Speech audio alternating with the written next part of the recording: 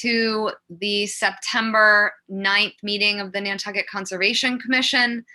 We are meeting virtually, as we have been recently again. Just as a reminder, since we are meeting virtually, please make sure to mute your phone or your computer when you're not speaking, so you're not picked up on audio. And also please remember not to screen share your computer, as anything that you screen share may be captured by the recording. Tonight, we do have a few continuances before we get going. So under notices of intent, we have Lower Pocomo Nominee Trust at 88 Pocomo Road, continued until October 7th. We have Pocomo Point Realty Trust at 90 Pocomo Road, continued until October 7th. Warren's Landing Nominee Trust at 40 Warren's Landing Road was continued until September 23rd. Anchuline Properties LLC at 19 East Creek Road is continued until September 23rd. And I believe that's all of our continuances for this evening. So we will begin tonight's public meeting with public comment on any items not being heard before the commission this evening. So is there any public comment?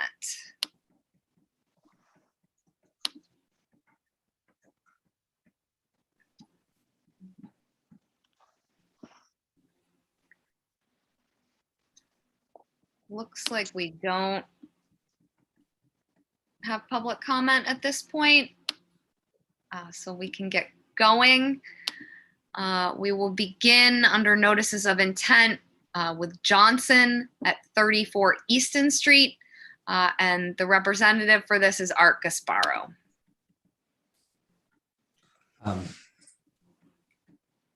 Thank you, Madam Chair.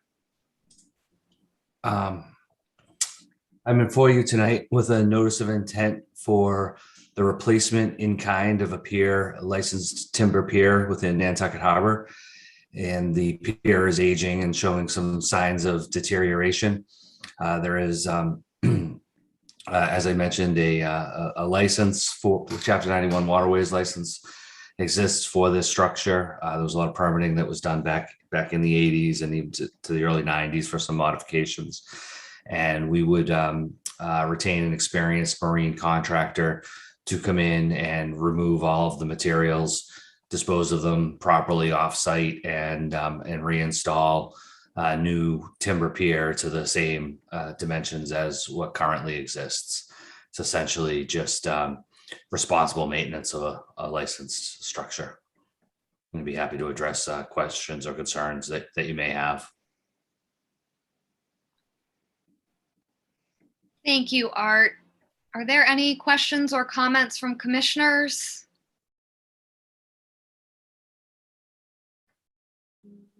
Looks like no.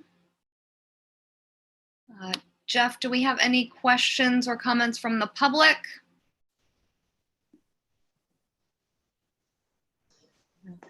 And do we have everything we would need to close this one? Yes, you do. Okay. Ian? Yes, Madam Chair, thank you. Through you to Art. So is there any difference in the design going forward, or is it going to be an absolute piece for piece replacement? Through you, Madam Chair, the dimensional materials will be the same, but there would probably be some slight upgrades in materials just in terms of the type of timber that is used in 2021 versus 1982, for example. You know, the decking may be Ipe or something along those lines instead of pressure treated or just whatever, whatever had been used. Essentially, it's dimensionally the same. We would use stainless hardware now instead of galvanized hardware. Those sort of upgrades, improvements, but essentially dimensionally matching what's there. Thank you, Art. Thank you, Madam Chair. Thank you. Mark? Through the chair, Art, what environmental issues does the state bring up when you're replacing a pier like this? Through you, Madam Chair, typically, perhaps a time of year restriction related to, winter flounder perhaps is the only thing that I've really seen in this area. I don't think that, this is along the channel going to, the boat ramp where there's a fair amount of disturbance and activity and other piers of this sort. So I don't think that it's an area that has this kind of work and the work would be done from a barge. Probably should have mentioned that, that the barge can't bottom out during, tide cycles and working. Those are typical conditions, and we would expect they may be in the order, and we would of course be amenable to those. Thank you, Art. Any other questions or comments from commissioners? Like, no. Also looks like the public is still quiet. So if there are no other comments from commissioners, Art, would you like to close? Yes, please. Is there a motion to close? I'll make that motion. I think Ian made it. Right, you were making a motion and not a question? I was indeed. Okay. I'll second it. Okay, so Ian got the motion, Linda got the second. So by roll vote, Beal, Aye. Engelborg, Aye. Arisman, aye, Golding, Aye. LaFleur, Aye. Phillips, Aye. Williams. Aye. Right, that carries unanimously. Thank you. Thank you, Art. And that moves us to Moore's Realty Trust at 14 Tatimo Way, represented by Brian Madden. Thank you very much. For the record, Brian Madden from LEC Environmental.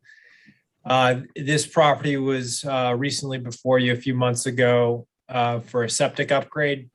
And I believe there was some discussion about bringing forward this notice of intent application, essentially to recognize some maintenance activities that took place on the wooden retaining wall that abuts the property along Hummock Pond.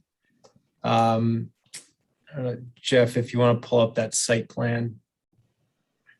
But previously there had been, well, to start with, the property owner had purchased the property in 1979, and a retaining wall was present at that point in time. So at least dates back to the late 70s. Previously, there were some phragmites along the edge of the shoreline here, which were subsequently managed. And based on what he's relayed to me, following the removal of that phragmites, specifically in March 2018, when we had the back-to-back nor'easters every Wednesday, it seemed, of that month, retaining wall received some damage and there was some erosion noted.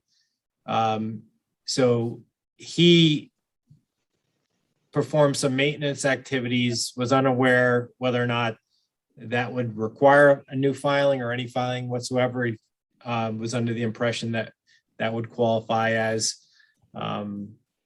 maintenance work, and he did confer with a few others and who agreed that that would be the case. And so you can see the pre-existing wooden retaining wall that was survey located dating back to 2012 that Blackwell had picked up. And that mimics an as-built plan that I found on record dating back to 2001. And the red line shows the maintenance updates that did include a little extension in 2018 to that easterly property line. And then more recently, this past spring, after some winter damage, the westerly section was replaced. And I submitted a number of photographs that show both winter and summer conditions. And so the application is in large part to just memorialize the maintenance activity. There's nothing immediately proposed at this point in time, but we wanted to bring it forward to the commission And something that was also noted during the RDA review for the septic upgrade was the patio is a concrete paver patio just off the deck that extended into the 25-foot buffer zone that hadn't shown up on any prior plan of record. That patio is being proposed to be reconfigured to the east, removing the portion of the patio within the 25-foot buffer zone to bring it into compliance. And with that, I'll turn it over to questions.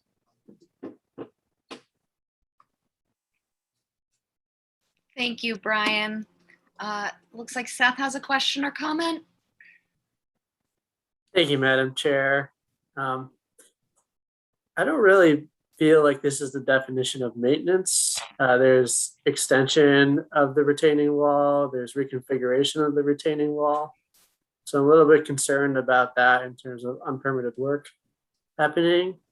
And also in the photos that were presented, a few of the photos showed a variety of like debris and cobble being placed within that retaining wall. I guess overlay. It's essentially causing what you're calling a retaining wall to function as a bulkhead.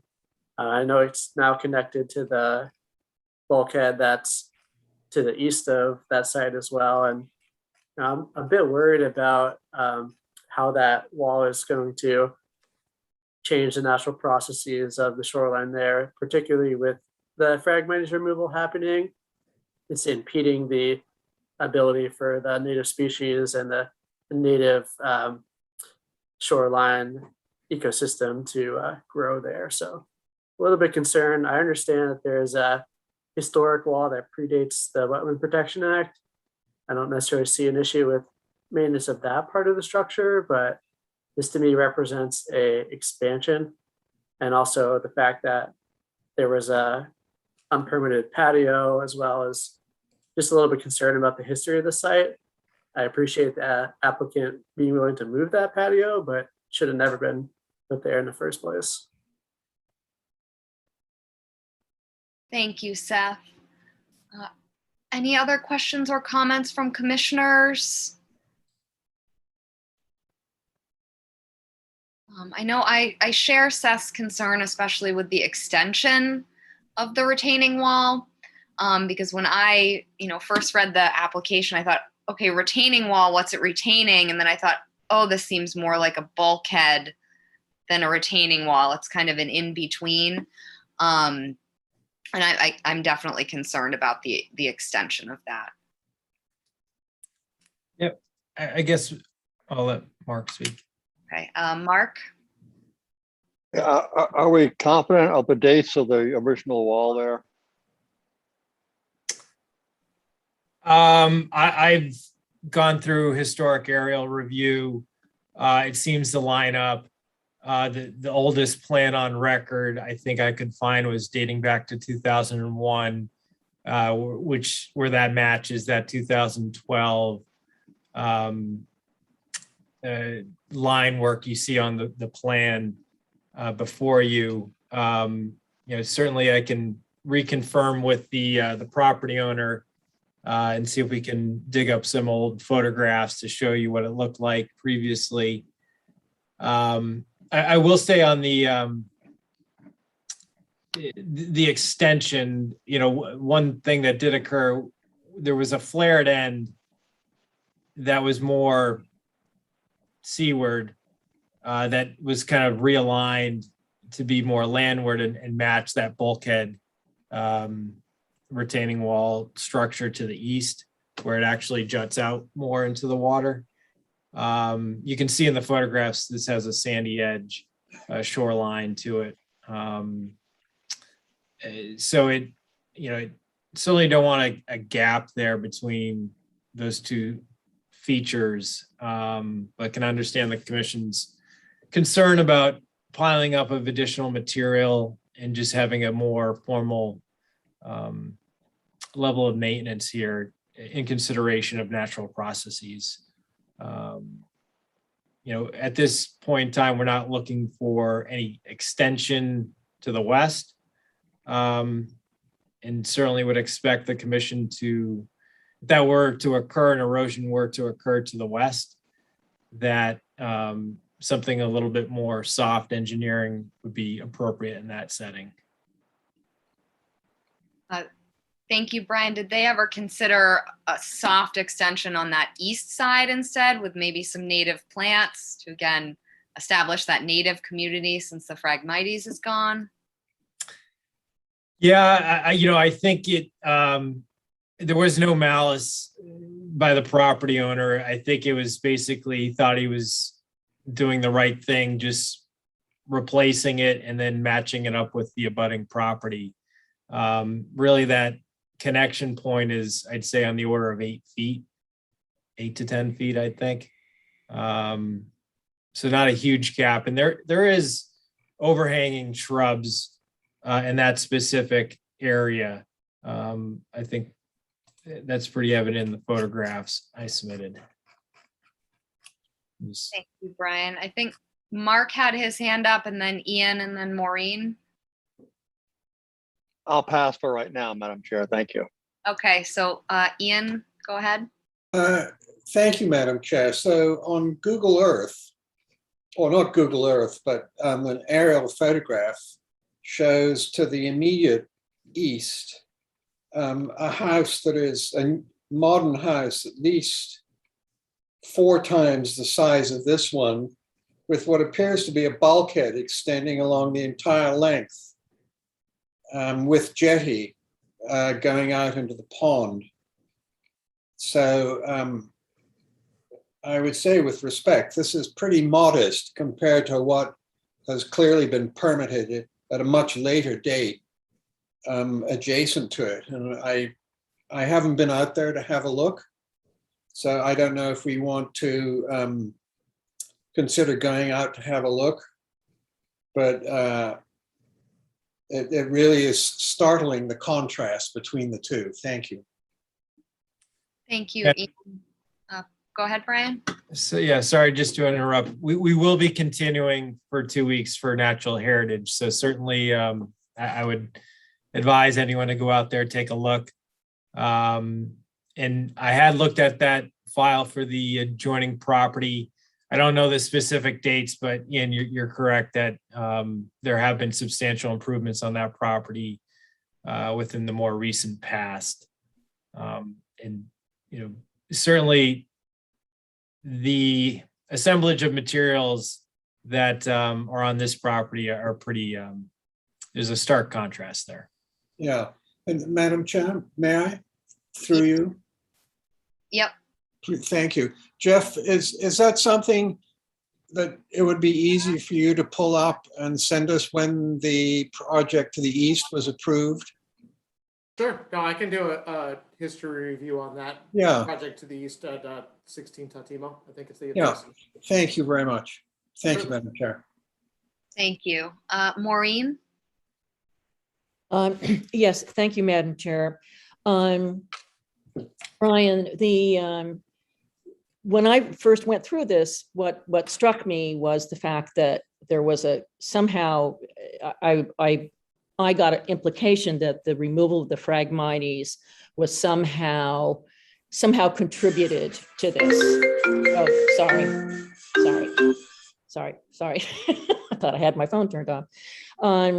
That the Phragmites removal was somehow contributed to the need to extend this bulkhead, retaining wall, whatever it is. And I want to agree with both our chair and Seth that, if for a good purpose, removing obviously invasive species, the Phragmites gets taken away, and there's a concern that that's going to somehow be a problem for the stability of what's remaining, then it's, this is, obviously, and it sounds like, unfortunately, the owner wasn't aware of a lot of things, But I want it to be clear that we would expect an owner to be aware that that happens, they see a difference, they come in for an amendment. They ask for an amendment because this condition just changed and they want to do X and Y and Z. And so I'm disappointed that that didn't happen. And I guess I just want to be clear that if other properties have any kind of invasive plant removal, that isn't somehow believed to be something you don't have to come in and get, a subsequent approval for what you're going to do. Because this is, and while I really appreciate Ian's thoroughness, just looking at this property, as one property. So, so it's, to me, it stands on its own. So thank you. Thank you, Maureen. Any other questions or comments from commissioners? Give one last check to the public. So it looks like we do not have public comment on this one. So Brian, you would like to continue until September 23rd? Yes, please. Okay, so this will continue until September 23rd. Thank you so much. And yeah, let me know if you go out there as a group or individually. The property owner is at the house right now, I think through September. And if I'm able to join, I'd love to do so too. Okay, yeah, so Jeff, maybe we can plan on scheduling this one for that Monday site visit. Sure. So why don't we schedule it now for that September the 21st, the Monday before. Great. Thank you so much. Thank you. Take care. You too. So that moves us on to Gilbert at 16 D Street, and this is represented by Don Bracken. Good evening, Don Bracken and Bracken Engineering representing the applicant. The project site is about 10,000 square foot lot located at the end of D Street on Hither Creek. We upgraded the septic system within the past year. There was a order of conditions issued for that. This proposed project involves work within 100 feet of a coastal bank and a salt marsh. There are a few different phases for this project. The first phase is to remove the existing deck to the south facing Hither Creek and replace with a new deck and add a roof system over a portion of the deck as outlined on the plan. The next phase on the southwest corner of the house is an existing bulkhead. That bulkhead will be removed and that will be replaced with additional interior square footage for the dwelling. Next, on the west side of the house, where we show proposed AC units and outdoor shower. Currently, that area is already occupied by an outdoor shower in a concrete walkway that provides access, from the parking, from the driveway to the door on the side of the house. That door will be located to the front of the house facing the street. So that walkway is no longer required, but in place of the walkway, there'll be stone steps to replace that. And then lastly, there'll be a second story addition on the main portion of the house as outlined on the plan. So basically there will be no changes or increase in structure footprint being proposed. We did ask for a waiver for this reconfiguration of the structures on the west side of the building within the 50-foot buffer to the coastal bank. And with that, I'd be happy to answer any questions.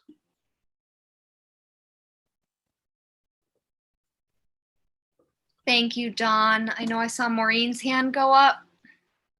Through you, Madam Chair, Don, when I was looking at this, I was wondering, I understand that where you want to put the new AC and the new shower is the same place that the old shower and a walk sat on, I guess. But since you're removing, since the reason for the walk, I guess, has gone away, since the door has been moved and the rest of the walk is being removed. So I was wondering, why can't that AC and the new shower both be moved basically south, I guess southeast a little, just straight down along that side of the house, but not within, so it can get it, if not out of the 50, but certainly closer out of the 50. So just, just because something was in the 50, it's not necessarily, in my view, a guarantee that should be there. And obviously that was done, at an earlier time. So I would like to know if that would be possible to be done. It looks like, I'm looking at the architectural plans on my other screen. It looks like we probably could, move it a few feet. You mean toward the road? Yeah. Yeah. I mean, I think we can at least improve the setback there by moving it a few feet. I think they wanted the shower set back a little bit from the new addition, but I'm looking at the plans. I think we could probably get a couple of feet there. We actually, we can't put on the east side of the house because it wouldn't meet the zoning setback on the east side. So that's as far as leaving it on that side. But I'm sure we can update the plan and move it a couple more feet if that's a preference. Thank you. Thank you. Any other questions or comments from commissioners? Seth? And then Ian, I'll go to you. Thank you, Madam Chair. I certainly see this as a creative way to make more space, but I'm concerned with the addition of higher peak of the house, added roof, and a little bit larger massing, that there's going to be impacts related to wetland scenic views. I'm just looking at the existing elevations and the proposed, and the height and massing of the new structures considerably larger. I'm just concerned about those impacts there. And then one clarification, there's existing a portion of the deck that goes into the 25-foot buffer to the coastal bank. I know it's proposed to have a roof added to a portion of that deck. Will you actually need to do work within that 25-foot buffer to do that roof addition? Because if so, you would need to request another waiver for that work as well.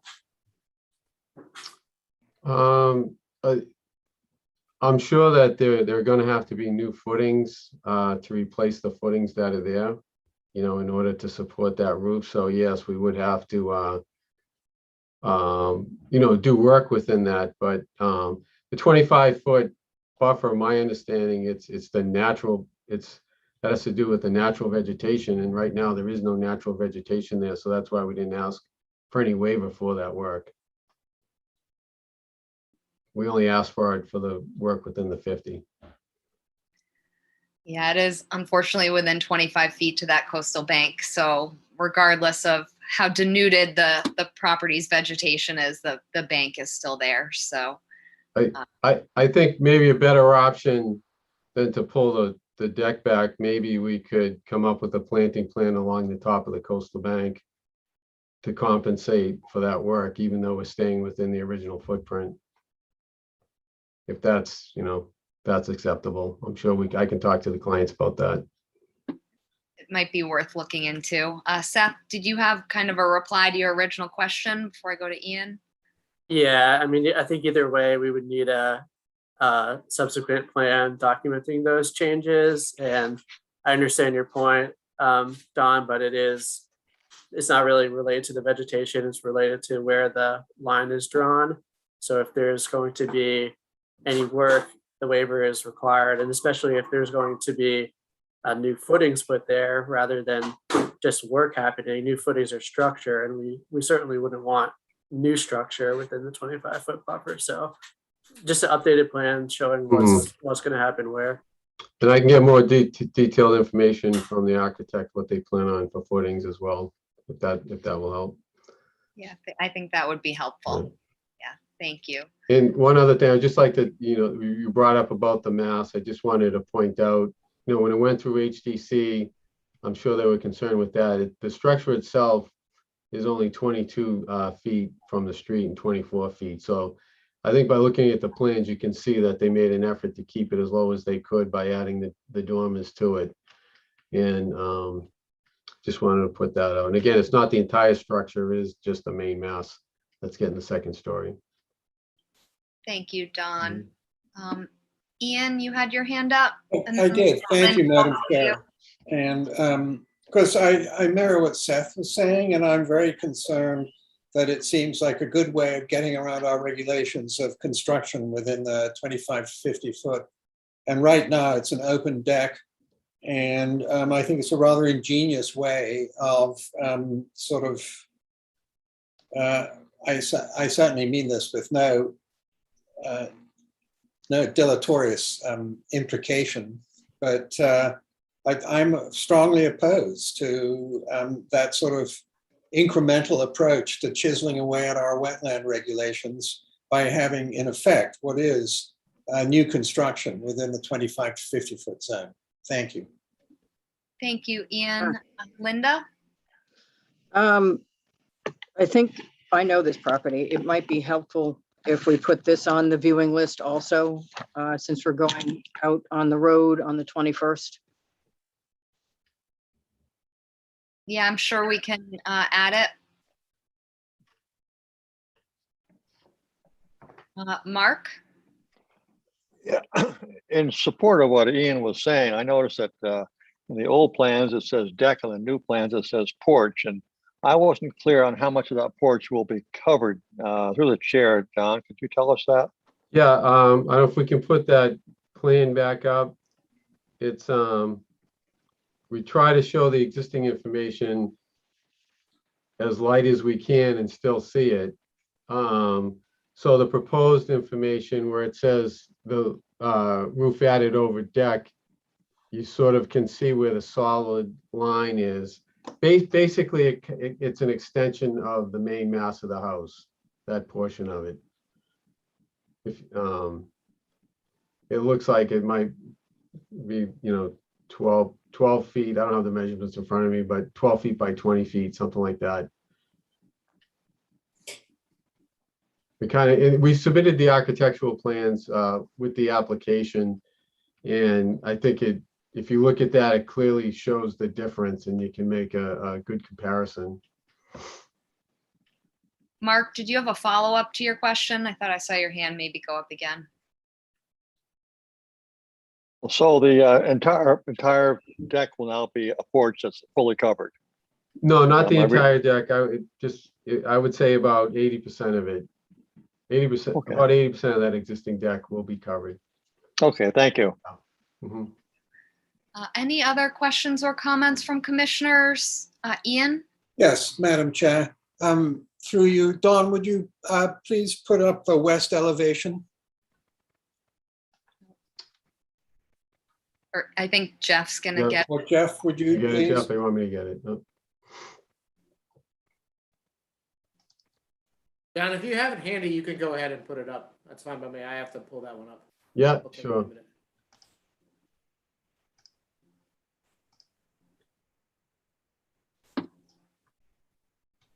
Okay, can you see that? I can, thank you. So, Okay. so I have to say, it looks to me like it's covering the entire porch. And if I may continue, I Yep. mean, I can see them coming back in a few years' time to asking to enclose it, to put a room there. So effectively, it's a double end run around our regulations. So I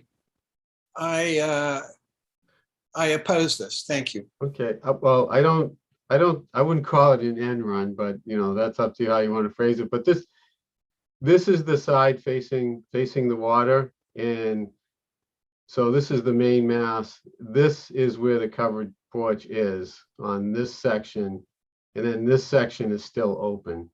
No, I understand, Don, Yeah. and I certainly, and I apologize if you feel that if end run maybe is too strong a word to use under these circumstances. but I stand by my comment that it is in effect new construction within our 25 to 50 foot zone where we don't allow it. And Okay. So thank you for hearing me out. Thank you, Madam Chair. Thank you.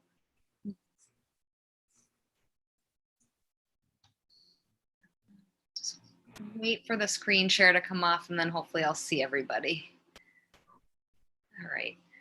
I have to say, I do agree with most of my fellow commissioners that this sort of like infilling, I guess, of the building is concerning and does speak more to new construction than kind of maintaining the old building. And it certainly is increasing habitable space within the 25 to 50, which again is a little bit concerning. And our wetland scenic views, you know, in some ways similar to the East Creek property, you know, we're looking at what is kind of a small beach cottage, and then it's really going to be expanded into, you know, a fairly big dwelling for the size of that lot. And that is, again, concerning. Okay, well, I appreciate all the comments, and I'll get back with my clients and see which direction they want to go. And obviously, we know we need some plan changes. So, Yeah. a site visit would be great before the next meeting, and if we could continue it to, I don't know what the next available meeting is, or maybe the meeting after that. So our next meeting is the 23rd. We might have public comment, so I just want to make sure you get any of that in. And then I guess, Jeff, is the next one October 7th after the 23rd? Yeah, so there's the September 23rd, October 7th, and to answer your question quickly, we have not had any public comment on this as of yet on the YouTube chat. Okay, it looks like RJ might want to comment. Thank you, Chair Ersman. RJ Turcott from Nantucket Land Council. We're in agreement on the roof over the porch not being allowed in the no build zone. I just have one more question through you to Mr. Bracken. I might have missed it in the discussion, but I was curious on what the current septic system is there and if that second floor bathroom would require an expanded septic. Thank you. Thank you, RJ. Yeah, the septic system is dictated by a number of bedrooms, which isn't going to change. And it is an IA treatment system. So, and we got it approved for maximum feasible compliance through the Board of Health. So. Thank you, Don. Okay, so I believe that's our only public comment. So would you like to continue until September 23rd? Yes, why don't we do the 23rd? And we'll be back with a new plan. Okay, All thank right. you, Don. Thank you. And just to memorialize that, we will schedule that for field viewing on the 21st as well. On the 21st, okay. Yep, we'll just do them all at once. Wish we could teleport from Hummock Pond over to Nantucket. Well, maybe something else will come up. I have another one right next to this one coming up, but I think it's a lot easier. All right. All right, thank you, Don. You're welcome. So that moves us on to amended orders of conditions. We have Sweet Meadow Sylvia Lane at 74 Westchester Street, and this is represented by Paul Santos. Thank you. Paul Santos with Nantucket Surveyors on behalf of the property owner and applicant Sweet Meadow Sylvia Lane LLC. This is an amended order of conditions request for a property located at 74 Westchester Street. We currently have a order of conditions for work on the property, and we're asking to, within this request, amend that order. Essentially, I'll break it down into two separate kind of amendment requests. The first one would be an amendment to what was previously permitted, which is the area between the northerly or Westchester Street dwelling and the southerly dwelling on the property, in which we had previously approved two separate kind of stone patios within essentially a courtyard area. We're looking to eliminate one of the stone patio areas and just consolidate that area into one dry laid stone patio area with appropriate plantings in that general area. The applicant is also looking to validate the placement of a low landscape wall at the edge of the stone patio, which will demarc the area between the patio and what was the replication area on the property, which is a little blue stem grass planting area that buffered from this location to the wetlands as part of our prior applications and remediation work that were done on the property. So that's essentially the initial request for the amended order of conditions. That basically modifies work that was previously approved with regard to the patio, and then the construction of this low landscape wall barrier between that area and the blue stem plantings. The second request is to do a couple modifications to the northerly or the Westchester Street building, which is essentially the front building on the property. There currently exists a garage or one-car garage along the northerly building wall. They'd be looking to eliminate that garage, eliminate the garage door, the concrete apron entrance, and then just create a new side entry along the northerly building wall to access that portion of the dwelling, which would become the eliminated garage would become living space within the existing dwelling.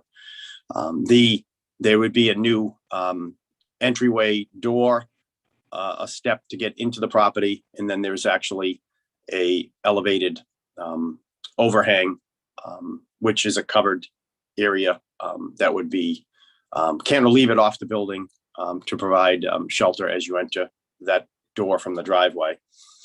And then the second request within the modifications to the building would be to, on the southerly face of the building, there is a complete wraparound porch around the existing dwelling.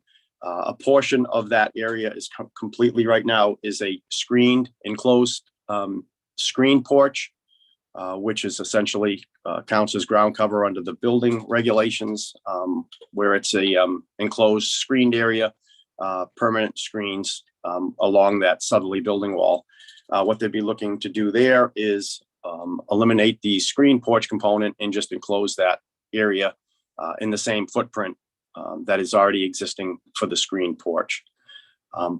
Both of those areas occur, as does the majority of this site, occurs within the 50-foot no build, as these buildings are older buildings and have prior permits with regard to reconstruction and work within the 50-foot no build.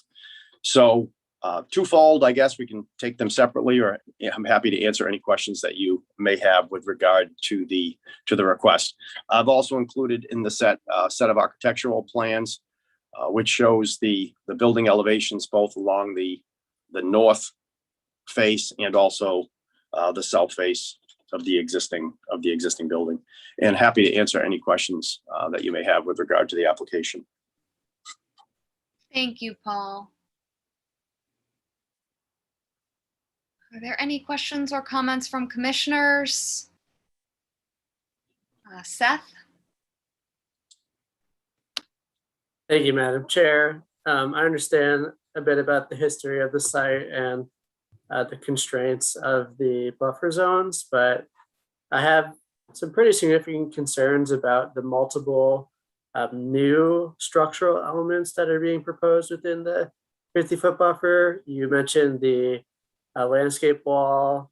There's also planting beds. I didn't know if those would be like wooden raised beds or they would just be in the dirt. And a fire pit, equally the same. Is it going to be like an elevated stone pit, or is it just going to be a hole in the ground? There's the additions of the steps on the south side of the porch that's going to be enclosed. And then also just where the new entryway, it looks like on the north side of that structure where the garage is being eliminated, it looks like half of that red box is going to be within the 50-foot no build zone, and half out, and I think it would be easy to reconfigure that so it's completely out of that zone. So I know it's a lot of small elements, but added together, it's represents significant structural addition to the no build zone. Thank you, Seth. Any other comments or questions from commissioners? Yeah, sorry, maybe Paul could just talk about the planting beds and the fire pit for clarification. Yeah. Sure. Okay. The planting beds, I believe, are not raised beds, and Chloe, they're just it's just an area that is no longer. There was a raised bed there at one point, Seth.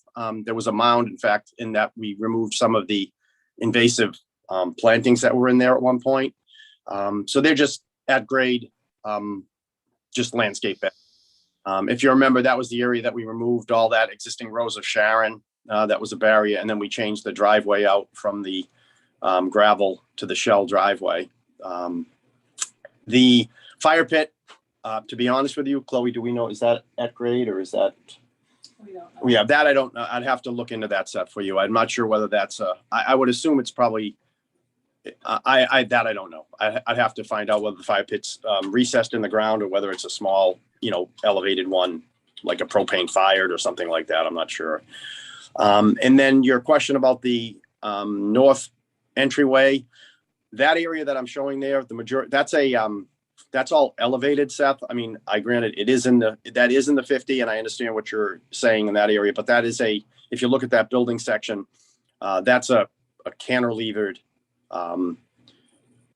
projection off of the building at that entry door. But again, that could be, I'm sure I could go back to the architects and look at that component also.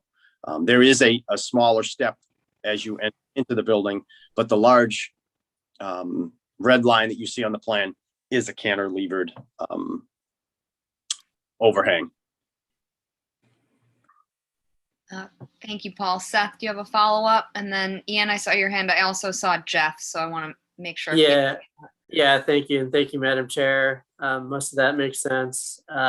Would look for clarification on the fire pit, and also my opinion of the landscape wall that's been added. I understand that to demarcate the restoration area from the lawn, but I would prefer to not have a structural element there. If they want a visual barrier, I guess a split rail fence could be used, or some type of other demarcation that's not non-structural would be preferable there. They've actually started working on to be, and it's in the picture. They actually started construction on that without the benefit of having this permit in place. But that's a situation that we'll have to deal with. Yeah, this site has always kind of concerned me because I feel like they're just pushing the limits and pushing the limits with all the wetland buffer zones on there. Because if I recall, we saw it first like maybe 5 years ago. I know I get kind of confused on the timeline with this one, but it is a little bit worrisome because they obviously know they need permits on this site. Jeff, did you have something to add before I go to Ian? No, I was just going to clarify on that, the mound that was removed, just to clarify some of the species, the predominant species that was removed on that was autumn olive. Thank you. Ian? Thank you, Madam Chair. So Paul, please correct me if I'm wrong, but it looks as both the west side and of the porch and the screened-in porch are both within the 50 no-build zone. Bracketed on both sides. Yes. Oh, yes. Yes. Ian. Yeah. Correct. And so I just wanted to make the point to my fellow commissioners that just having brought this up for 14 D Street, I don't feel that, I would hate to have any inconsistency. And so I think it should be left the way it is. Thank you. Yeah. Well, I would say in that case, Ian, this one is actually, this is already an enclosed, it's already enclosed porch. Right, where it says screen porch on the eastern part of the porch, right? Yes, correct. Yeah. So then what they're just doing is enclosing, it's this, the screening element is coming out and it's just getting enclosed, but it's not getting expanded at all. It is an enclosure as we talked today, as opposed to just. There is a difference between a screen and glass and fully weatherproofing. You're asking to fully weatherproof it. So to add new construction within the 50-foot no build zone. And I feel that we should hold to the 50-foot no build zone. Do you disagree with the way I'm characterizing it? Are you asking me? Yes. Oh, yeah, sorry. Yes. I think I would say yes, because to me, a screen porch is, it's structure now, it'll be structure after. I don't know if to try to define if one structure is worse than the other, but a screen porch is structure, an enclosed porch is, I think they're both structure. Whereas opposed to, I understand an open porch is going from an open porch to a enclosure. You know, I mean, I think there's, to try to define that line, I guess is a little bit tough, but for me, quite honestly, I can see your case if it wasn't already screened in. And I understand Seth's case in the front where the entryway is going, that's completely, that's new, so. Thank you, Paul. Thank you, Ian. So Linda, I saw your hand up, and then Maureen, I'll go to you. Just to sort of support what Paul just said about that screened-in porch. I don't know if it has any material value here, but under the zoning code and the building code, a screened-in porch is the same as a glassed-in porch. When you put screens in it, it does count as a structure for zoning purposes, and it counts from ground cover, whether it's screens or whether it's glass. I think that was the point he was making. Thank you, Linda.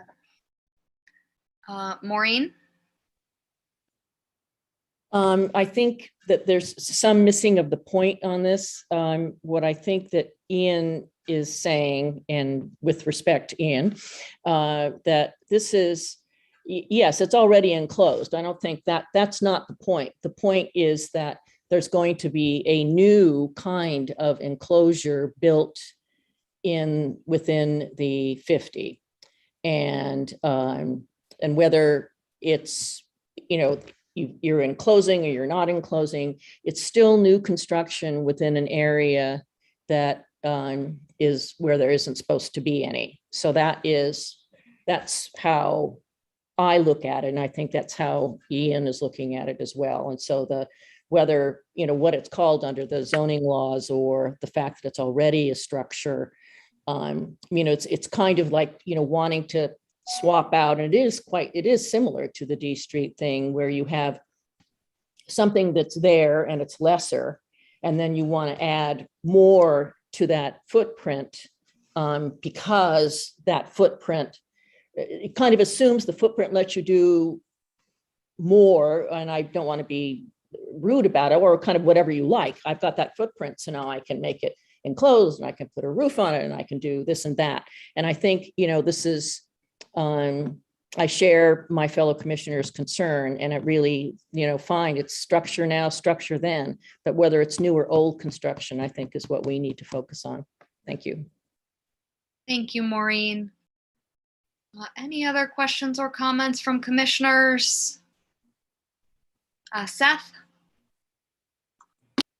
Thank you, Madam Chair. I will say our regulations talk about habitable space, but they don't say a lot, unfortunately. They just say it's a space for living, sleeping, eating, or cooking. So, I think this question moving forward needs to be addressed about outdoor, or I guess like 3-season porches or semi-outdoor structures. We need a better definition about that moving forward. Thank you, Seth. You are correct on that. That regulations update, we'll get to it someday. Hopefully before 2022, but I'm not going to hold my breath. Any other questions or comments on this one? All right, doesn't look like we have public comment on YouTube. I'm not sure if there's any public comment for this one. Paul, would you like to continue to answer some of these questions about switching the entryway up front and like the fire pit? Yes, I would like to continue. Okay, so would you like to continue until the September 23rd meeting? Yes, please. Okay, so this will continue until September 23rd. Okay, thank you. Thank you. And that moves us on to Scannell at 119R Eel Point Road, also represented by Paul Santos. Madam Chair, I need to recuse. Okay, thank you, Seth. Just bear with me here.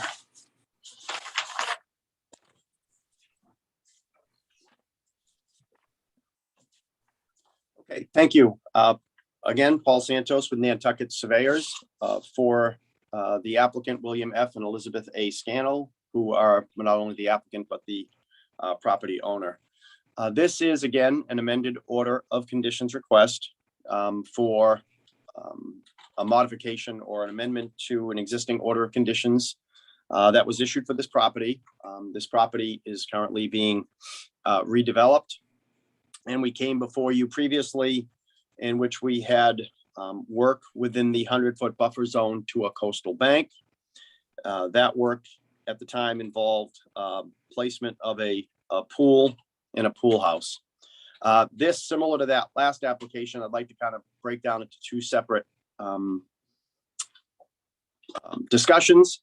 The first would be an amendment to the work that was previously approved, which is essentially to relocate the pool house from the easterly side of the property to the westerly side of the property, and thereby taking it outside of Concom jurisdiction. So the pool house goes from the east property line to the west property line. The second component of this is the removal and the expansion of a lawn area in the water side or the Nantucket Harbor side of the pool area. That area projects approximately 25 feet or so past what was our prior construction fencing or prior limit of work. So that would be a removal of the existing brush in that area and replacement with a lawn. That area still occurs outside of the 50-foot no build associated with the coastal bank, and it's obviously also well outside of the 25-foot no disturb. So in a sense, we are from the coastal bank to the closest point, approximately, I believe, 60 feet or so to the edge of what this lawn area would be. There existed two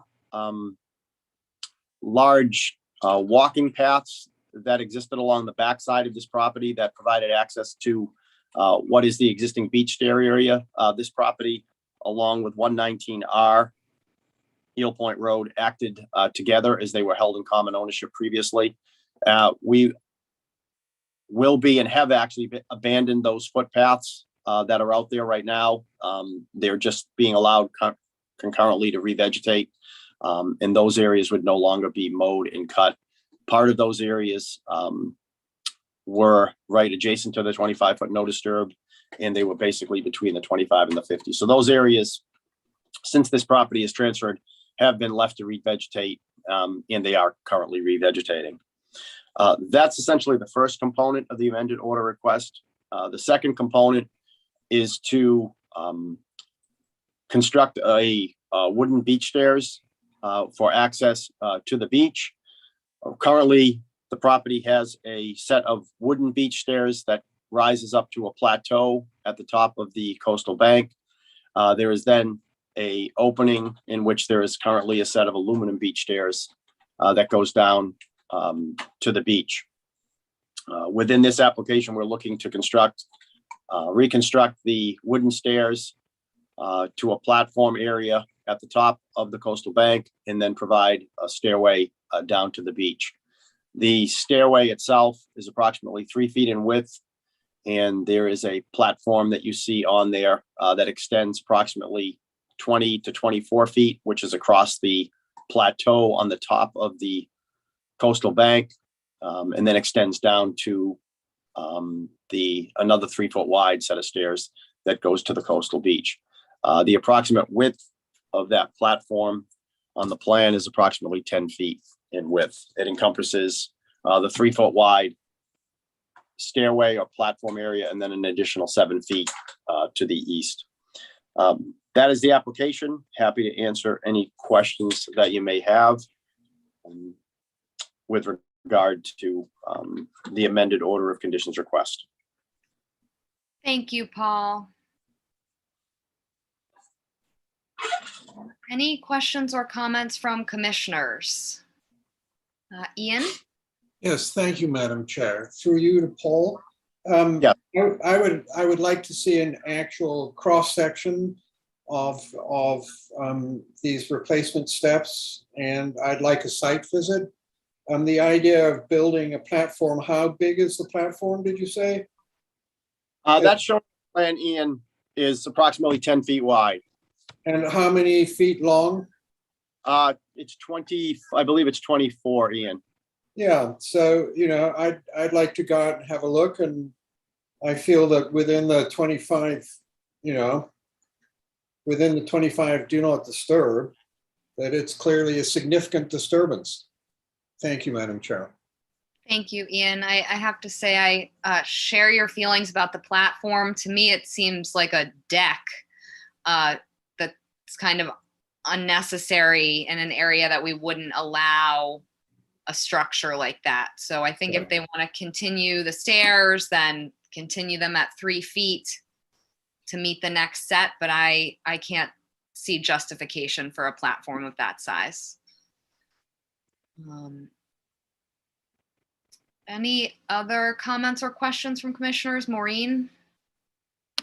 Thank you, Madam Chair. Through you, Paul, the photographs that you provided of the brush, was that the brush that's would be taken away and replaced by lawn? Is that what you were showing us there? Yes. So and given that we're on a coastal bank, is that in terms of stability and you know, everything else, have you thought about what that would do to the stability there near so near to the coastal bank, and it's kind of why not leave it as it is? So elevation wise, it's actually approximately 6 or 7 feet lower than the coastal bank. It's actually, the lawn area is around 24, and then the top of that coastal bank in that regime area is around elevation 30. So it's nestled on the backside of the non-harbor side, and we've still left at least a 25 to 30 foot buffer between the edge of that area and the toe of the coastal bank in that particular area. Okay, thank you. Thanks for that clarification. Thank you. Any other questions or comments from commissioners? Mark? Just to give Paul a heads up, I support the concept of that being a deck in the wrong place. So I think it should not be there, and hoping that you can redesign that staircase down to the beach, Paul. Thank you. I think I hear you loud and clear on that component. I guess my question would be, because I'll go back to the architects and the owners. There is that plateau on the top that I described. So you have that set of stairs that kind of comes up. You then have that, 20 or 24 feet of the top that's flat, and then you drop back down. Would you prefer to see the stairs kind of split in that area, or you wouldn't have a problem with the stairs going up a 3 foot wide walkway and then dropping back down to the stairs? Is that something that the commission would be comfortable with? are we looking to separate, connecting the entire area is what I guess. And that'll be answered in, I think, Ian's question for a profile. We can kind of show, I think, what I'm trying to talk about, what I'm getting at there. I'm a little torn. A lot of times I would, rather not see stairs and structure if they're not necessary. But that's just my 2 cents. Madam Chair, Yes, the, Ian? the bottom line, looking at this, it looks like a miniature Versailles on Eel Point Road. So my guess is that the applicants don't want anything it's like peas under the mattress. They don't want sand between their toes. And I think it's unfortunate, but in terms of our regulations, I would like to see minimal disturbance personally. Thank you, Ian. Mark? Yes, I think I will second Ian's comments, but if you look at the contour lines, the very first part of the staircase is on a very gentle slope, and the whole deck is on a flat area. And the steps are definitely needed where it gets so steep, but I wonder, and maybe this is a good site for a site visit to look at the need of the staircase in the first half of that, the first quarter of those, the shown staircase and back. Yes, I think this probably would be a good one to see as well. Yeah. Any other questions or comments from commissioners? Well, I hate to belabor the point, but the fact is the aluminum stairs are very unobtrusive. And I'm worried, and I guess this is through you, Madam Chair, to Paul, that you're going to come up with some sort of rather obtrusive design to replace that. And I would think that would be very unfortunate. So if you could take that into account, I would really appreciate it. Thank you. Thank you, Ian. I agree with you. We tend to be moving more towards aluminum stairs, so they can be removed if there's a shift in a coastal resource area. That would allow for flexibility should there be sand movement up there and changes. But again, I think Paul is hopefully hearing us and will discuss this with his client. Yes. Okay. At this point, Jeff, do we have any public comment on YouTube? It's like no. It looks like RJ wants to comment. Thank you, Madam Chair. For the Nantucket Land Council, we're in agreement on the decking and the wooden stairs. I'm just curious whether some of the aluminum stair designs that the land bank has been coming forward with in the last year or so would work, and they're removable during storm events and look pretty heavy duty and for the public. And I'm wondering if that would work on 119 as well. Thank you. Thank you, RJ. Paul, hopefully, again, you can bring these questions back to your client and see how they feel. Yes. So we're going to continue. Would you like to continue this? Oh, Mark, do you have a question before we continue or comment? Not a question, just might we add this to our 21st or our site visit on the 21st? Yes, our I think list. yes. Yeah. So Paul, would you like to do a continuance till the September 23rd meeting? Yes, please. And then your meeting on the 20th, that's a Tuesday. The 21st is a Tuesday, not the Monday, correct? You're doing Tuesday now, is that right? No, we only do Tuesdays if there's a holiday. Oh, it's September. Oh, okay. So what meeting would be the site walk would be then on? Oh, Apologies, sorry. It's not the 21st, excuse me. It's the 20th. 20, that Monday. I just couldn't do math earlier. It is. Perfect. The field viewing is scheduled for September 20th. Okay. All right. So this will continue until September 23rd, and we'll do a site visit beforehand. And just so I click, so anything that I file for the 23rd, I'd have to file on this. So I'd be filing anything supplemental on the 16th.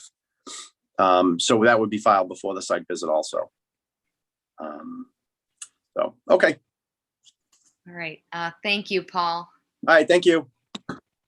So that moves us on in the public meeting to requests for determination of applicability, excuse me.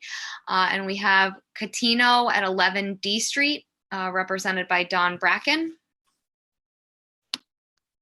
Hello, Don Bracken again, Bracken Engineering, representing the owner. This property is just southeast of the property we just looked at. To the north of this property is a completely developed lot that we permitted a few years ago, in which we established the top of the coastal bank on that property. As you can see with this plan, the 100-foot buffer from that coastal bank comes into the property on the north side, about 14 to 15 feet at the most. So there's a long sort of sliver along that northerly property line that's within the 100-foot buffer of the coastal bank. The only proposed work within that buffer zone is to remove the existing garage that's already there. And then some grading work and for the new septic system that's going to be installed. The septic system itself will be outside the 100-foot buffer, along with all the other site improvements, including, a main house and a guest house will be outside the 100-foot buffer. And so that's pretty much it. It looks more like an improvement of the buffer zone in this particular case by removing the existing garage that's there now. I'd be happy to answer any questions. Thank you, Don. Are there any questions or comments from commissioners? Looks like no. Jeff, what is staff's recommendation for this one? We're recommending a -3, allowing work in the buffer zone without a notice of. Okay, thank you, Jeff. Also move. So motion made by Mark. Is there a second? Seconded by Dave. So by roll vote, Beal, Aye. Engelborg, Aye. Arisman, I, Golding, Aye. LaFleur, Aye. Phillips, Aye. Williams. Aye. That carries unanimously. Okay, thank you. And that moves us on to 32 Hulbert Trust at 32 Hulbert Avenue, represented by Art Gasparo.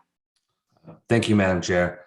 I'm before the commission tonight with a request for determination of applicability for a vacant lot in Halbert Ave to confirm the resource area as land subject to coastal storm flowage and to allow for some brush cutting so that folks can get into the property and start looking around and doing some planning. We're not proposing any tilling or removal or change of grade. It's just to get in there and do some brush hogging, if you will, chip it up and start working around in there. It's quite thick and a lot of poison ivy. I'd be happy to address questions or concerns that you may have. Thank you, Art. Are there any questions? Oh, Seth, it looks like has a question, and then Ian.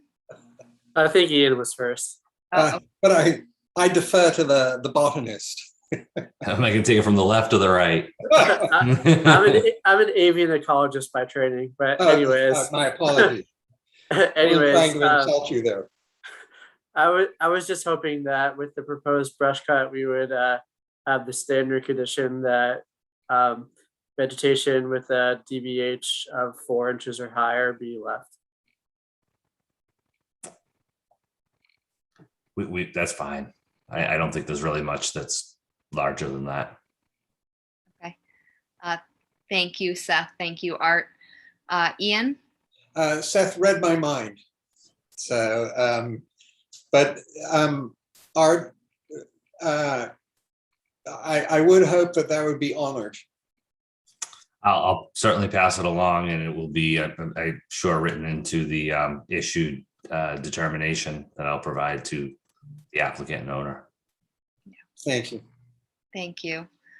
Any other questions or comments? All right, Jeff, has staff been out to this site, and what would you recommend? Sorry about that. I would recommend in this case a -2 for work within an area subject to protection under the act, but doesn't require the notice of intent to do work with it. Okay. May I, Madam Chair, and also to confirm the resource area Oh, boundaries? excuse me, and yeah, sorry about that, and the +2 to confirm land subject to storm flow. Thank you. Thanks, Art. Okay, so would somebody like to make that motion, Seth? Yeah, we'll write the condition about DBH into the RDA. So if so, I'll make that motion. And I'll second. Okay, so I think Ian got you, Linda. So Seth made the motion. I'll give Ian the second.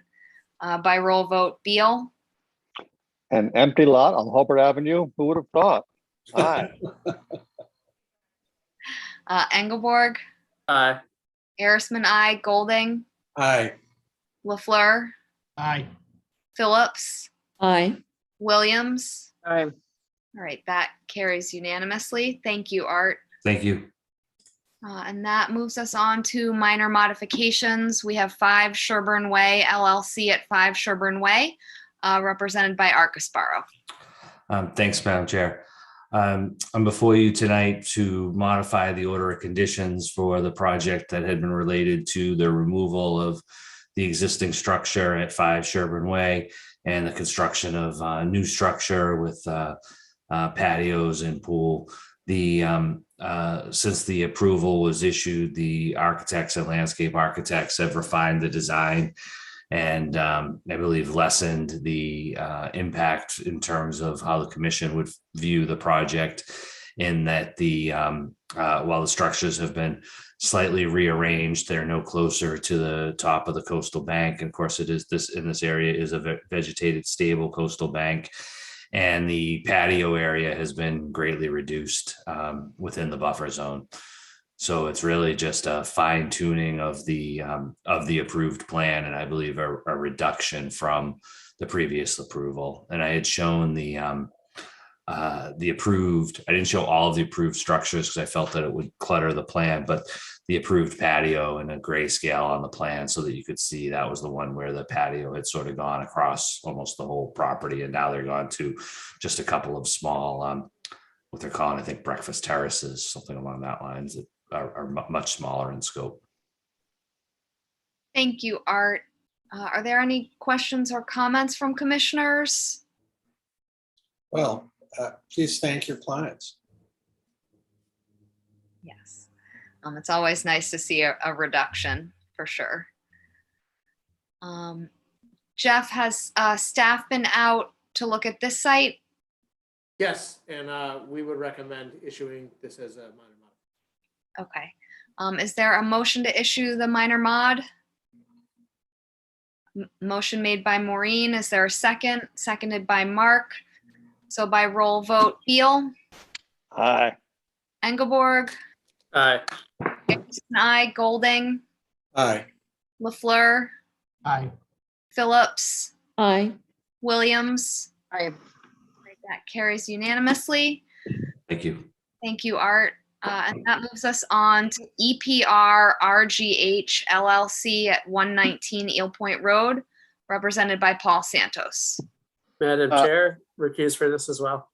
Thank you, Seth. Thank you. For the record, Paul Santos, Nantucket Surveyors, on behalf of the property owner and applicant, EPR RGH LLC. This is a minor modification request for 119 Eel Point Road, butter to 119R Eel Point Road that we just discussed. This minor modification is the relocation of an existing pool and a gazebo and cabana, shifting it from what was previously approved approximately 10 feet to the north. The pool is actually completely outside of Concom jurisdiction. The gazebo itself is only within 2 feet into the 100-foot buffer zone, but occurs within an area that was previously approved for development as part of a prior notice of intent. And that is the extent of the minor modification request. And happy to answer any questions that you may have. Thank you, Paul. Are there any questions or comments from commissioners? Yes. I ask in future that plans be delayered somehow. I mean, I've never seen it is a remarkable plan to try and decipher with all the ovals, the circles, the contours.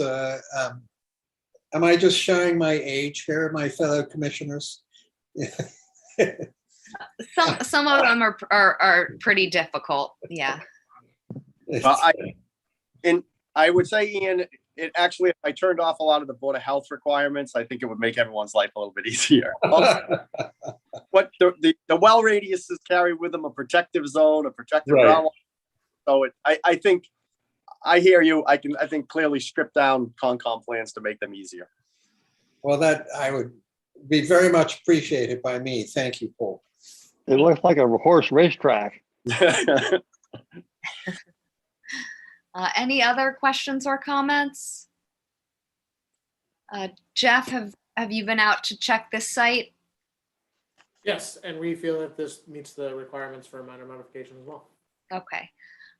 Is there a motion to issue the minor So mod? moved. Ian, okay, and seconded by Mark. So by roll vote, Beal, Aye. Arisman, I, Golding, Aye. LaFleur, Aye. Phillips, Aye. Williams. Aye. All right, so that carries with Commissioner Engelborg recused. Thank you, Paul. Thanks, everyone. Good night. Good night. And that moves us on to Nantucket Island's Land Bank at 174 Orange Street and 2 Milestone Road, represented by Rachel Freeman. I have to recuse probably because I moved the cottage off that property and I did the permits for them to move it off. Okay. Thank I you, know Lynn. it's a town entity, but I should recuse. It went to one of my nephews. Okay. Thank you. Thank you very much. I'm Rachel Freeman. I'm here representing the Nantucket Islands Land Bank. We're requesting a minor modification for our current park project at 174 Orange Street and 2 Milestone Road. We refer to it as the Hayes property. The park has been under development for some time now. And as we have continued our clearing of invasive species and the vegetation that was associated with the house, there have been a couple of pockets where neighbors are concerned that the screening will be insufficient. And because of that, we are requesting permission to plant native species and some native trees to screen those areas. There's a small area to the north and one to the east and the west that all fall within the 100-foot boundary of a wetland resource area. And I apologize in advance if the plans are small and confusing, but please let me know if you have any questions. Everything that we have at this time is spec'd is Viburnum dentatum, Clethra alnifolia, Gala satiaticata. It's completely straight native shrubs. So, and we went with Quercus bicolor as a somewhat resilient tree, and there's a number of cedars as well. So, thank you. Thank you, Rachel. Are there any questions or comments from commissioners? Seth? Thank you, Madam Chair. Two minor things. The first is that the Clethra alnifolia listed here, it's listed as cultivar, 16 candles. Would just prefer, actually, I think we should require that the ecotype be planted, not the cultivar. And then the second is the London plane trees that are proposed near where the existing structure is. Would prefer to see a native species there. It's within the 100-foot buffer, so putting some more of the Quercus bicolor could be good, or something else. But this is a really nice planting plan overall. There's no need to put 3 London plane trees there. Thank you, Seth. Rachel, do you think you guys can do that? The 16 candles, definitely, that should be a straight species. And As far as the London plane trees go, the reason those were chosen is because it's an area that is going to require a lot of tolerance to wind and salt spray. And there was a general consensus that that was the tree that's going to survive in that location. If you are completely opposed to it, we can look at something else, but we have issues sometimes, sort of like at Codfish Park Playground and Easy Street, where we're planting in areas that are just not optimal. And it is a location where we're trying to put, I mean, unfortunately, what we're trying to put is large trees. And so you have a little bit of instant shade. And really what you need to be doing is growing a small tree over 20 years to survive best in that habitat, which is why we end up picking these kind of non-native suboptimal species. So I do understand if the commission would like to condition that, but that we did discuss that extensively, and we did have kind of a rationale behind that choice. So, Well, if I may, Thank you, Rachel. Yes, Ian, and then Seth, Yeah. I'll go to you. I mean, the American Revolution was 250 years ago, for God's sake. So what do you have against the Brits? It's just non-native.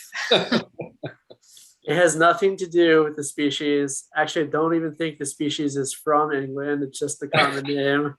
London, Ontario. I think it's just another example of common name. It's not even a species, really. It's a hybrid.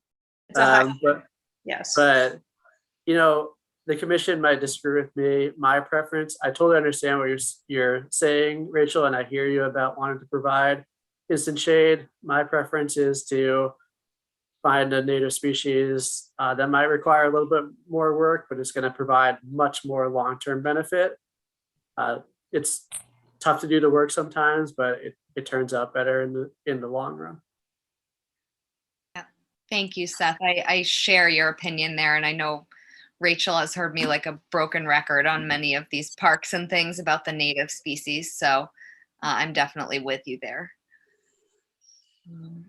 Any other thoughts, questions, comments from commissioners? Jeff, do we have everything we would need to issue the minor mod? Yes, you do. And we would recommend. Okay. Is there a motion to issue? Motion made by Dave. Is there a second? Seconded by Maureen. So by roll vote, Beal, Aye. Engelborg, Aye. Arisman, I, Golding, Aye. LaFleur, Aye. Phillips. Aye. So that carries with Commissioner Williams recused. Thank you. Thank you, Rachel. Jeff? Real quickly, before they hop off, I did do a quick site inspection over there the other day, that announcing, and the work in the park there. I think the public is going to be really excited to get in there. It's really cool. And they're doing a great job, and they're maintaining it really well, and it's put together, and I think it's going to be a really great place for people to get, and it's right off the main river to go. And it's exciting to see that it's pretty close. I say that, and Rachel's going to say, no, it's not close at all, but it's on It's the getting cusp. there. We're looking at Thanksgiving as potential opening. But So, Yes, it's that's it's going to be an awesome park. yeah, I know I've been excited to kind of peek in as I drive by, so I'm excited for it. All right, so that moves us on to certificates of compliance. We have Brown and Little at 9 North Ave. Sure. So just to kind of Hold run through on, really quick- Madam Chair. I need to recuse for this one too. Okay, thank you, Seth. just gonna miss the whole second half of the meeting here. But this was the property. It's directly behind the Point Breeze Hotel. I think everyone probably remembers it. It's the site that was kind of surrounded by knotweed. We talked about a parking area there for quite a bit. The project has been completed. All of the structures are done. The landscaping is in correctly.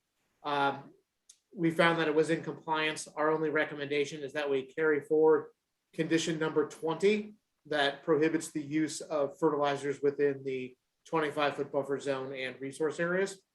But other than that, that's where we're recommending. Thank you, Jeff. Are there any questions for Jeff? Comments? And if not, would somebody like to make the motion to issue the certificate with condition number 20 ongoing? So moved. Motion made by Linda, seconded by Dave. So by roll vote, Beal, Aye. Harrisman, I, Golding, Aye. LaFleur, Aye. Phillips, Aye. Williams. Aye. Right, so that carries with Commissioner Engelborg recused.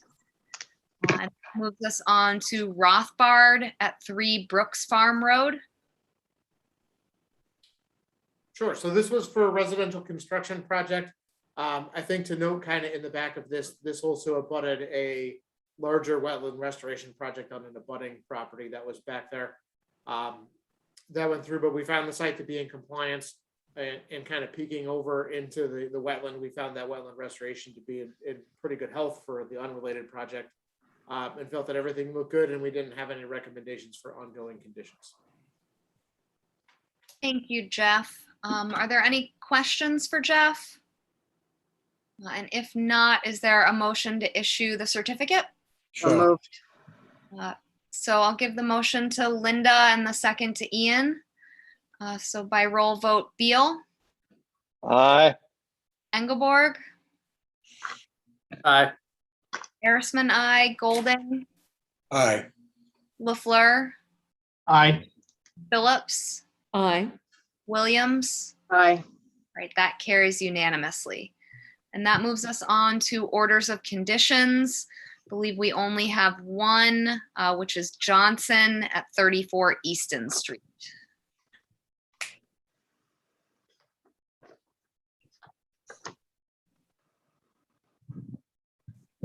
So this was for the in-kind replacement of the existing licensed timber pier at 34 Easton Street.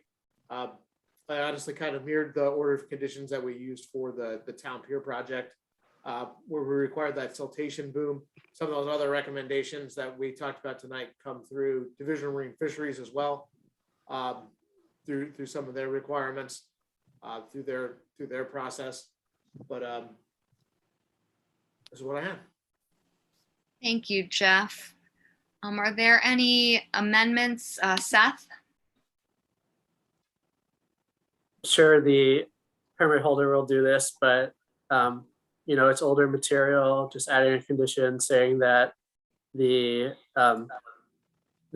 piers that are there now need to be removed and properly disposed of offsite.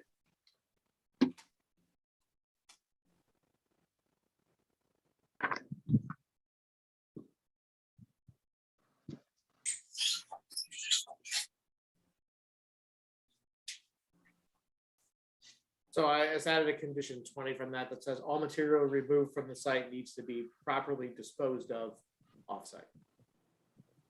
Thank you, Jeff. Any other amendments or questions about the order? Move to approve as amended. Second. Second, so seconded. Oh, Mark, were you seconding or making a comment? Okay, I'm gonna give the second to Linda because I think she beat you. So by roll vote, Beal, Aye.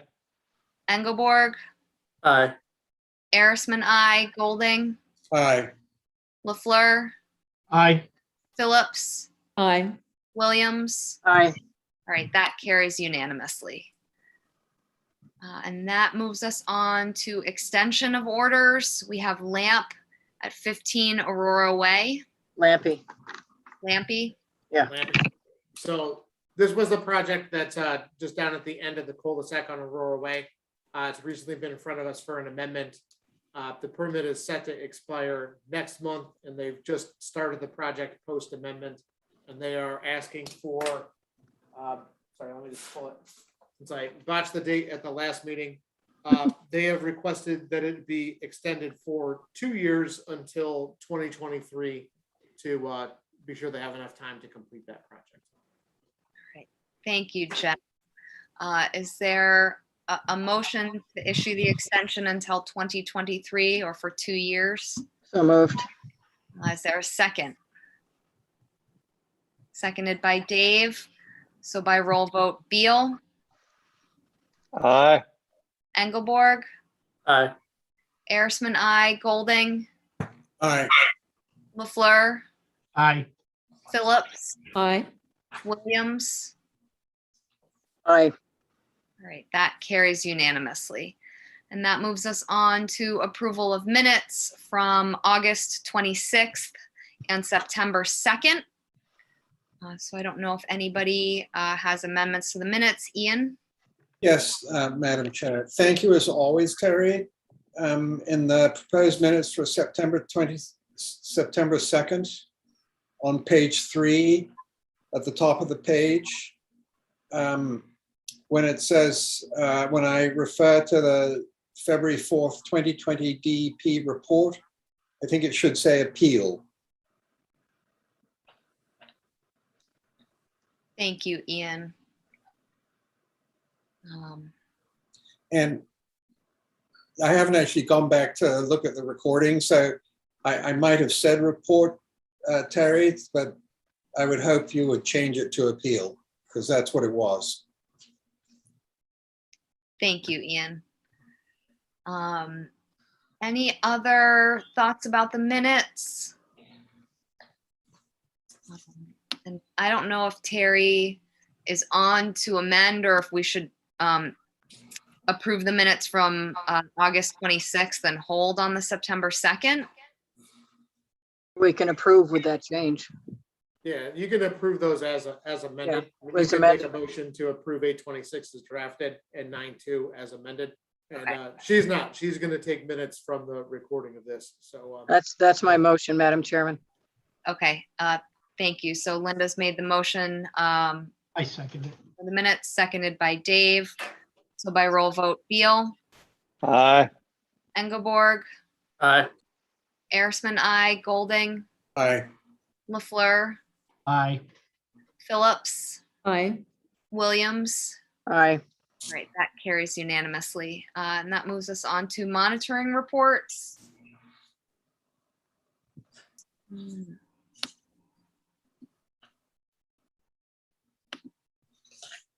I don't think we actually had any. I don't think we This had time.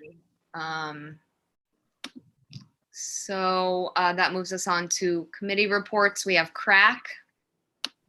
Nothing further to report. We're having a meeting next week, Okay, but thank I you. may miss because my son is getting married at the end of next week. So, Maureen, would you like to go in my place? Otherwise, Oh, what day is that? Next Tuesday? yeah, Tuesday at 10. Yeah, I mean, that's on Zoom, right? 'Cause Yeah. I'll be off island, but I can do that. Oh, no, Okay. wait a minute. Well, actually, I'll be en route. All right. Well, I'll try and get to it, but I can't guarantee it. Well, no, I can call, Ian, just forget about it. I'll call in from wherever I am, you know. Well, That's- thank you, Maureen. I appreciate that. All right. Thank you for making sure that meeting is covered. That moves us on. Congratulations, Ian. Excuse me. Yes, definitely. Congratulations. Thank you. That moves us on to CPC. No report, no meeting. All right, thank you, Mark. The deadline is tomorrow, and I have absolutely no idea how many are coming in. There was only one in as of last week, so we'll see. Okay. That moves us on to NP and EDC. And we've had no meeting either. We have one next week. Okay. So commissioners' comments. I Nice know. meeting again, Madam Chairman. You run a very good meeting. Oh, thank you, Linda. We'll see if I can keep it up. Once the school day backs up, I get tireder and tireder. So Yeah, this is only the first week. the first week with students, yeah. So I know Jeff sent around an amended letter today to go to the select board. I'm not sure, Jeff, do you need like a second okay here tonight and a signature from me? How would you like that sent? So I think the best way to do it is make a motion to send that letter or send that memo. And then I would probably print out a hard copy and just have you come and kind of initial it actually when you come do the rest of the signatures. Or if I get jammed up on paperwork, we'll have you swing by sometime tomorrow and sign it, and then we'll send that off to the select board. But I think it'd be appropriate in this case to have a motion from the board, and then either the first version or the second version. Not going to hurt my feelings either way. So, Okay. Thank you, Jeff. or if Ian? there are further edits, people can feel free. So, Okay. Ian, did you have a comment, an edit, a question? I thought the original was good. I think the edited or revised one is better. And so I would move to go forward with the revised one. Okay. Is there a second to Ian's motion? Seconded by Mark. So by roll vote, Beal. Send it. Aye. Okay. Engelborg, Aye. Arisman, I, Golding, Aye. LaFleur, Aye. Phillips, Aye. Williams. Nay. Okay. So that carries. Mark. Yes, did you say, Jeff, you wanted us all to come in and sign it or just the chairman? in typical for just these memos, we just usually have the chair come in and sign it. So that carried with Commissioner Williams opposed. Any other commissioners' comments? And if not, we'll move on to administrator staff reports. Sure. So just a couple things tonight. I know I had promised getting those regs to everybody. We had a little issue where the version that we were using had been stored under, Joanne had been storing that. She had been doing the typing. And when we migrated that over, we had a significant version change and totally blew up the formatting on it and ruined the track changes.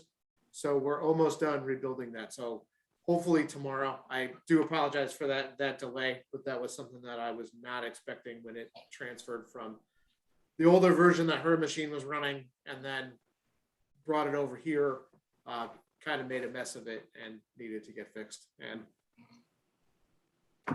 computers were being computers. So apologies. So we'll have that to you hopefully tomorrow. Yes, Ian. Yes, Ian, go ahead. Oh, thank you, Madam Chair. So Jeff, so Seth made the observation about, the porch issue going forward.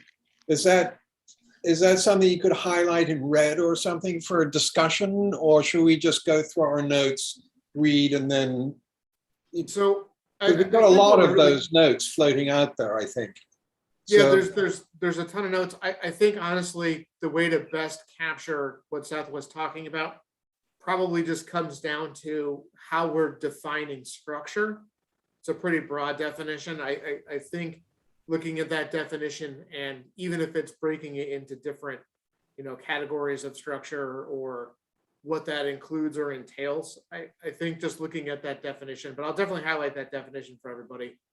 I think that's where you would kind of have the discussion around what that would be, because that's the only really spot where structure is clearly contemplated and discussed. And then later, if you have different performance standards to relate to different things for different resource areas, that certainly is possible. But I think tackling that definition first would make the sense. And we talked about it before, especially as it related to decks and patios and what's structural and what's not structural.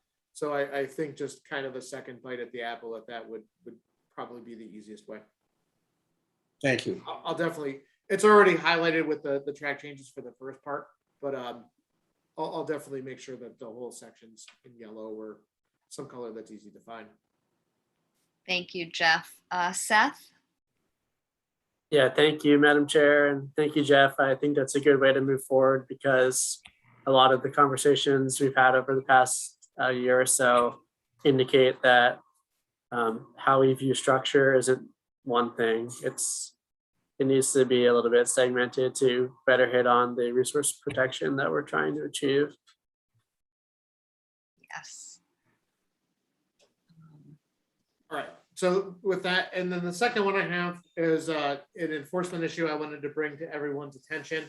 I'm gonna share my screen and just kind of preface it with, I've been out to the site. I was out there today even to get some additional pictures. We did have a butter who sent what I'm about to show you in. I was gonna use my pictures, but she took the time to label some things and put some things more clearly that I just didn't have the time to do to go through. Just to preface it, I've also spoken to the applicant's representative who had worked on the permitting. Art is still on to talk about this, and he may have an update as we talked about it late last week as well. But to kind of run everyone through kind of what we're run into, we'll just kind of screen share it and go from there. So hopefully everyone can see that. So the site we're looking at here is 10 Bassett Road. And just to kind of remind everyone, what was permitted was a pool and some patio work. Here's my cursor is going along the 100-foot buffer zone. The 50-foot buffer zone runs out this way. You can kind of see my cursor go across it again. And then the 25's here. The project entailed putting in a pool outside of 50 and then doing some work around it. And then in red here was a proposed 30-inch high timber retaining wall. And that is kind of important to note that that's what was being proposed.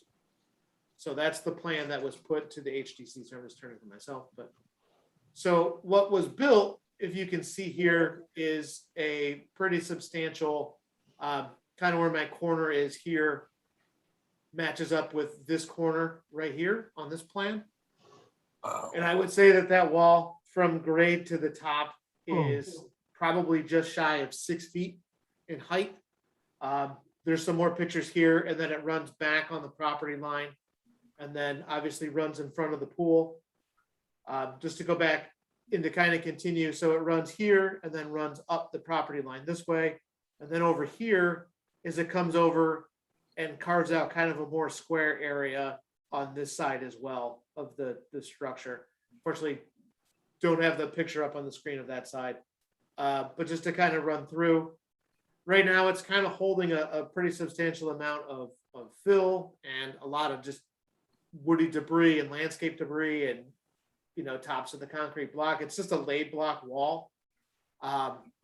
We weren't able to see any footings or anything, so we've also I've reached out to the building department and HDC to see if they need to be involved with this at all. Just try to run through, and then it just has some stuff in the wall. But that's really what it is. So I think our recommendation, obviously, and Art may be able to provide some perspective as well, would be to issue out enforcement with a cease and desist on this portion of the project. To me, it looks like Atlantic Landscaping is probably the folks involved, the property owner. Again, Art will hopefully clarify some of it. And then the only other component that I just wanted to kind of bring to mention is on the other end of the property, and the buffer zone isn't shown on this plan, where the driveway comes in. The driveway has been modified somewhat, and there's been some fill put in outside of the original driveway layout that I think will need to be addressed as well, that we saw in the field viewing today. But I think hopefully with the cease and desist and a notice to appear, hopefully on the 9/23 meeting, we can start to rectify a pretty significant deviation from the original plan. So we'll go from there. So I see Linda's hand up, but you may also want to hear from Art if he has any update from his end as well. Yes, thank you, Jeff, for sharing this. Linda, I'll see if Art has anything to add, and then I'll go to you. Yeah, thanks, Madam Chairman. This just came to my attention, at the end of last week as well. The owner is very concerned. I've been in touch with her several times this week. We are scheduled to do a survey next week to locate what was built and get it onto a plan and sort of figure it out ourselves. The owner is fully committed to coming back in with amended. We were thinking that we would come back in with a request for an amended order of conditions to make modifications or, removal of what needs to be removed, changed. If some of it is, permissible and is in a location, review it all. But we would need, probably about 2 weeks to pull all of that together. But it's certainly our intention, and the owner has authorized, me to do whatever needs to be done to sort of try to figure this out. The landscape designers have already been working on some revised concepts to step the walls back instead of having them be just a single wall. But I think it's a little premature to get to that until we really understand exactly where these walls were built. And that's going to be the subject of our survey likely on Monday. Thank you, Art. Linda, you had a comment or question? Yeah, the building commissioner asked me about this wall today, since I'm at the HDC every week anyway. And it has no permit from the HDC for that wall. He's well aware of that wall. He's also involved with stopping it. Once it goes over, as Art knows, once it goes over a certain height, you need to have it permitted, and it needs to be a separate permit at the building department, which they don't have. He was told at one point if they were going to backfill into the wall, so only like 3 feet were going to be showing, but that's a tremendous amount of grade change inside the 100. And certainly we're kind of curious, where's that stuff dumped? Is that dumped inside the 50 on the other side on the wetland side of the wall? It's quite egregious out there. Paul's been out there to look at it, and he was explaining it to me today. Yeah, I think that's what Art is looking to survey and figure out in the next 2 weeks to really identify exactly where all of this lies. Pretty bad. Yeah, I mean, just to clarify really quickly, the debris piles and the backfill piles that were shown, all of those are within the interior of the wall and not on the wetland side of the wall. Okay. I'll say that the silt fence is in some pretty serious disrepair in a couple spots that would need to get fixed on the other side of the wall. And we'll send those pictures around once I put it together, but it's also, most of the work is inside. Again, I kind of guesstimated where it was and from the permit plan and things, but I think if Art's going to survey it, that'll obviously give us a much better idea of where exactly everything is and not me kind of guessing at buffer zones and where they sit. Well, it looks like, from what Paul said, that they're going to try to create a yard. yeah, so I think that we should try and focus on the wetland issues here. And I know that the building department may get involved, but try again and let them get involved on their end, and we can focus on our regulations. This is one that it would be nice to get the landscape company in to, kind of explain what happened here. Like, how do we go so rogue from a 30-inch timber wall to something that looks like this? Well, Madam Chair, if I may say, and Linda, are you wanted by the FBI or something? Is there a $10,000 bounty on you? Because I can't see your face. You're not going to see it. You see Well, my hand, though. well, I think we'll have to ignore your hand until we can see your face. I don't think that's your hand. It doesn't look like your hand. It's blue. But anyway, Madam Chair, my point is, it seems absolutely deliberate. And what is the fine that we can add to this violation, Jeff? Thank you, Madam Chair. Thank you. And isn't it just the $50? We haven't dealt with that yet. It's Well, it's the 50 per day per violation. I think getting a handle on what the violation is in totality will come first. So I think once we get that from Art, we can kind of sort that out to some degree. I think we need to reassess the fines, because even the HDC can go $300 a day and 10 times the original fee. And we have all kinds of stuff there. And in the building department, I think we're pretty lagging far behind on the fine, because people are just going to say, screw it, we'll do it $50 a day. Who cares? I am aware of this particular company doing this up on Pilgrim Road, where they built this humongous wall on a property on Pilgrim Road where they had a pool, and they plateaued it up above the wetlands in the backyard. They had to get out of that one also. So we should have a conversation with Atlantic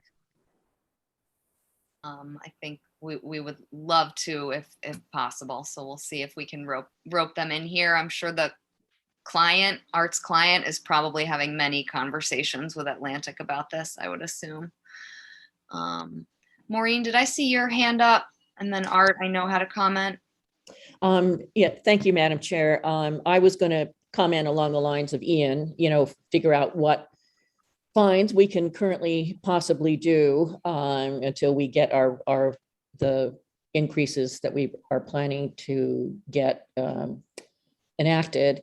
And as is there, so we will formally request that Atlantic be present at the meeting next week. I mean, I know we can't force people to do it, but I mean, so it's clear that this is a formal request, and which we would expect to be agreed to, something like that. So we had one of the contractors, and I just don't remember which one it was for Sconset Beach. We got them to come in when we were worrying about the sand deliveries, that construction company that was kind of here and there or not there. So, so could we do that? Jeff? If I may, Madam Chair. So I think the way to do that, Maureen, in this case is we'll end up issuing out 2 enforcement orders, one to the property itself, and the property owner is the permit holder.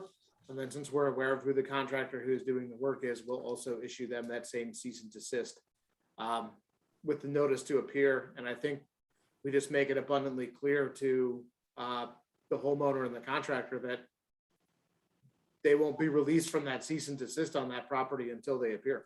And if that means they end up having to move on to someone else on that site to carry it forward, then, so be it. But I think that's the way to do it. So if it's, Madam Chair, Yes, Ian?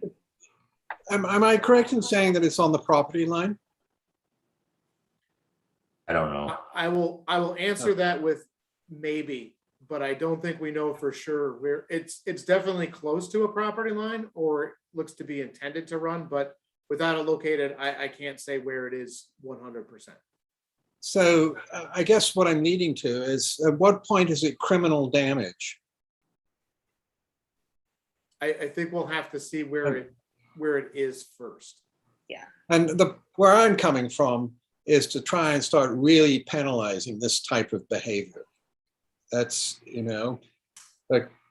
I will say, Ian, if it obviously encroaches on another property, or work was done or accessed through another property, that is an issue of trespass well outside of our purview. But I'm sure the abutters there, having spoken to them both in the office and on site and before, will seek to remedy that through the means they have available. Art, I think you had a comment. I think I don't want to belabor the point. I just, assure the commission that the owner is, attentive and concerned and wants us to come in and address this, immediately. This isn't, there's not trying to defend any position of what was done. Is somewhat, shocked herself based on the discussions that I've had. I am as well. So we will get the information. I don't think that we could have an application in that meets all of your deadlines for the next meeting, but we certainly could provide an update to you. And if not, have already submitted another application. My intention would be to gather the information and to come in and sit down with Jeff and go over it and then update the commission. Well, Yeah, thank you, Art. Yep, go ahead, Jeff. Sorry, I apologize for not asking permission first. I think if Art's able to get that together and through discussions, if there's, obviously a violation that's so egregious that's causing like immediate harm or of concern, that's obviously something that the commission can address through a regular enforcement action process, even if it's removal or alteration or some level of protection after it's quantified. And then if a filing comes subsequent to that to deal with the rest, that's certainly an option the commission has available. So I think everyone now is pretty well aware of the options that enforcement provides the commission. So hopefully we'll be able to address it expediently and get everyone in. Yeah, in line. Well, thank you, Jeff and Art. We really appreciate your client, wanting to fix this as soon as possible. So that's definitely positive. Seth, do you have a question or comment, or would you like to make a motion to issue these enforcements? Yeah, I'll move to issue the 2 enforcement actions or orders, 1 to the permit holder and 1 to the contractor on record, Atlantic Landscaping. All I right. second that. All right. Seconded by Ian. So by roll vote, Beal, Aye. Engelborg, Aye. Harrisman, I, Golding, Aye. LaFleur, Aye. Phillips, Aye. Williams. Oh, you're muted, Linda.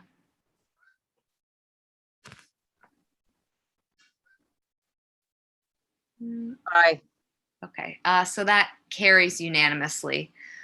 So thank you, everybody, for being on top of this one. Jeff?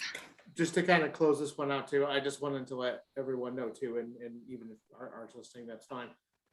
We're also putting together a list of other projects that Atlantic is on, especially related to pools, and anything that we have permits on, we will be doing a fresh inspection of all of their sites within the next 2 weeks. So let them know too, that if they're watching this or see it, that they will see us at some point or another. And I don't really feel like we're going to have a lot of sympathy for other sites that have issues of compliance either. Oh, Madam Chair, thank you, Jeff, for doing that, because it sounds as though this is habitual behavior. I think it's more sloppy and just getting into the field and having people do it without necessarily having enough supervision. That could be the problem. There's absolutely nothing sloppy between putting a 6-foot fence, a 6-foot breeze block parged wall as opposed to, a 30-inch wooden, Yeah. in my By personal sloppy, opinion. by sloppy, I meant that it wasn't well coordinated. Let's put it that way. Seth? Move to adjourn. Perfect. Is there a second? Second. So by roll vote, Beal, Aye. Engelborg, Aye. Harrisman, I, Golding, Aye. LaFleur, Aye. Phillips. Aye, but you were just 2 minutes too late, Seth. We would have had a less than 2-hour meeting. That almost. Williams. Aye. All right. So this meeting is adjourned. Thank you, everybody. Thank you. Goodbye. Thanks. Good Aye, night. everyone. Aye. Bye. I don't know.